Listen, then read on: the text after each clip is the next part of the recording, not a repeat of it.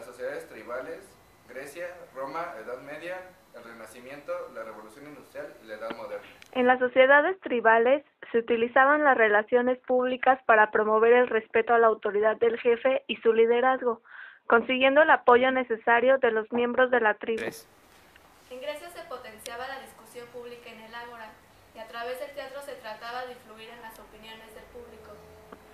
La redacción de los discursos en la época de Platón se parecía mucho a la redacción de los discursos de hoy. Los antiguos Juegos Olímpicos hacían técnicas de promoción para impulsar la aureola de los atletas como héroes, de forma muy parecida a los Juegos Olímpicos de Atenas del 2004. Las relaciones públicas en Grecia eran llevadas a cabo por la clase alta de la sociedad. Se utilizaban sobre todo en el ágora de la ciudad, cuando se reunían para debatir sobre política, sociedad o actualidad. Además, en el ágora se debatía sobre los temas comunes en los cuales el ciudadano ateniense se entretenía y debatía. Entendidas las relaciones públicas desde nuestro punto de vista, podemos también considerar parte de ellas la vestimenta y el cuidado físico y mental. De todos es sabido que el hombre griego cuidaba con gran minuciosidad de su aspecto físico, mediante limpieza, ejercicio y cuidado del cuerpo. Además cuidaban mucho la vestimenta, en la cual primaba el color blanco, símbolo de pulcritud, limpieza, sencillez y pureza. En Roma se introdujeron dos términos relacionados con el concepto de la profesión: res publica, como la cosa pública, y vox populi, como la voz del pueblo. Julio César se convirtió en el cónsul de Roma en el año 59 a.C. Ordenó que se hicieran copias de las actas del Senado y de otras instituciones públicas, para que se colgaran en las paredes de toda la ciudad. Estas actas se convirtieron probablemente en uno de los primeros periódicos del mundo.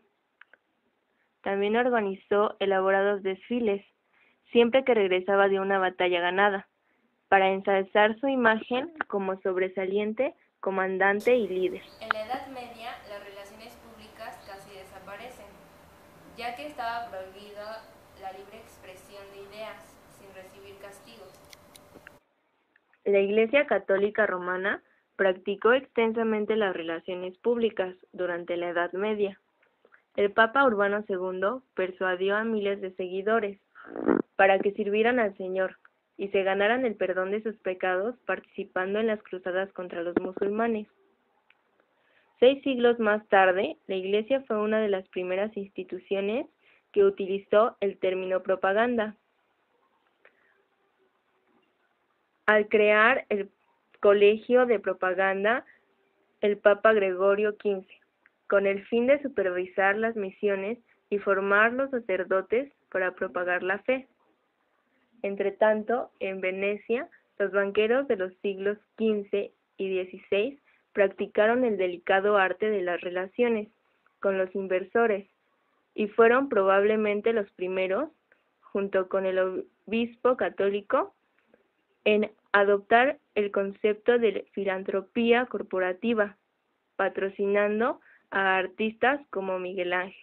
En el Renacimiento, las relaciones públicas alcanzaron un enorme desarrollo con la solidaridad de la libertad que permitió el libre intercambio de ideas. El Renacimiento trajo consigo la libertad de expresión y el libre intercambio de ideas, provocando un gran impulso no solo en las artes, sino también las ciencias, las letras y formas de pensamiento. Anteriormente, la opinión pública no tenía fuerza, solo valía de aquellas personas que tenían puestos privilegiados en la corte o una buena posición económica. Esto cambia y empieza a tener gran importancia, tanto la sociedad como la industria. Las empresas empiezan a valorarse y plantearse sus condiciones laborales. En el siglo XIX, con la Revolución Industrial, surgieron las grandes fábricas y el proletariado de las grandes ciudades. La Revolución Industrial es un periodo en el que la comunicación brilla por su ausencia. No existe la comunicación entre patronos, obreros, sindicatos, administración, clientes o proveedores. Sin comunicación y entendimiento mutuo, las relaciones públicas sufren un estancamiento. En el siglo XIX se inicia en Inglaterra una profunda transformación de la estructura económica, que trajo aparejada la transformación de la estructura social y política del país, extendiéndose luego a varios países de Europa. Estamos hablando ni más ni menos que de la Revolución Industrial, proceso que se apoyó en tres grandes acontecimientos, como el crecimiento de la población, incorporación de materias primas en la producción y el descubrimiento de nuevas fuentes de energía que facilitaban la elaboración de dichas materias primas. En este apartado hablaremos sobre el origen de las relaciones públicas como profesión independiente y solicitada por las empresas en el siglo XX en Estados Unidos. Además del padre de las relaciones públicas, E.B. Ledbetter Lee, y de las aportaciones que ha hecho Edward Bernays. El padre moderno de las relaciones públicas y su precursor fue E.B. Ledbetter Lee, periodista norteamericano y redactor financiero de New York World, que humanizó la profesión y reflexionó sobre la importancia de hacer coincidir la información pública con la privada. E.B. Lee, junto con George F. Parker, abrió una oficina de Publicity en la ciudad de Nueva York en el año de 1904, donde Parker siguió en el ámbito de la Publicity, pero E.B. Lee se convirtió en un asesor de empresas y personas. Debido a sus grandes asesorías, E.B. Lee fue contratado en 1906 por unas minas de carbón para poder cambiar la imagen de la empresa, las relaciones de sus trabajadores y la prensa. Edward Bernays, publicista, periodista e inventor de la teoría de relaciones públicas. Fue el pionero mundial de dicha ciencia, al ser él quien las bautiza y da nombre, siendo el pionero en publicar un libro sobre la materia en el año de 1923 en los Estados Unidos, Nueva York, titulado Cristalizando la opinión pública. Fue asesor personal en materia de relaciones públicas de varios presidentes de Estados Unidos, de la Casa Blanca y de las empresas nacionales e internacionales más importantes del mundo. Creó y desarrolló numerosas campañas de relaciones públicas, propaganda y marketing político en Estados Unidos. Los principales aportes de Bernays a la profesión de relaciones públicas fueron: 1. Sentó las bases de las relaciones públicas para convertirla en una ciencia. 2. Integró la práctica de las relaciones públicas a la empresa moderna y a las organizaciones. 3. Fue uno de los pioneros en reconocer la valiosa contribución que las mujeres podían hacer a las relaciones públicas.